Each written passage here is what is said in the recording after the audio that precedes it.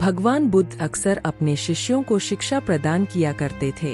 एक दिन प्रातः काल बहुत से भिक्षुक उनका प्रवचन सुनने के लिए बैठे थे।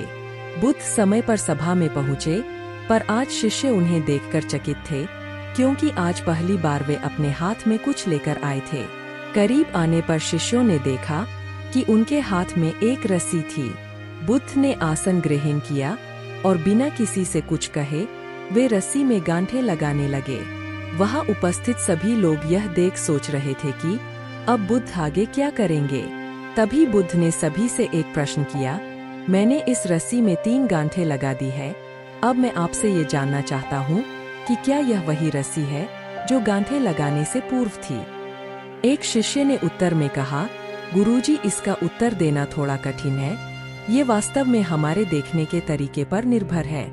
एक दृष्टिकोण से देखें तो रस्सी वही है, इसमें कोई बदलाव नहीं आया है।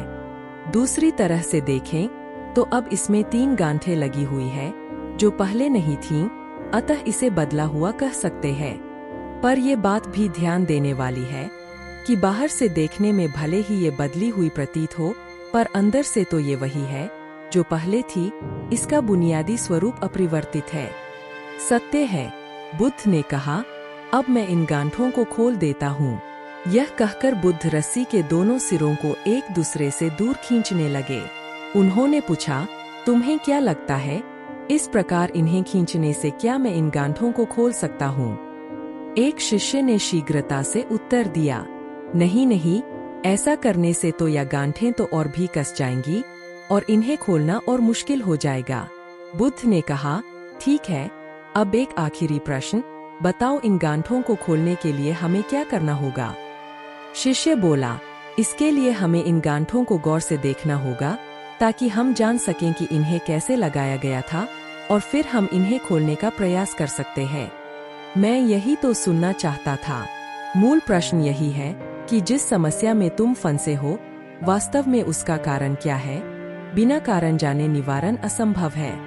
मैं देखता हूँ कि अधिकतर लोग बिना कारण जाने ही निवारण करना चाहते हैं। कोई मुझसे ये नहीं पूछता कि मुझे क्रोध क्यों आता है। लोग पूछते हैं कि मैं अपने क्रोध का अंत कैसे करूं।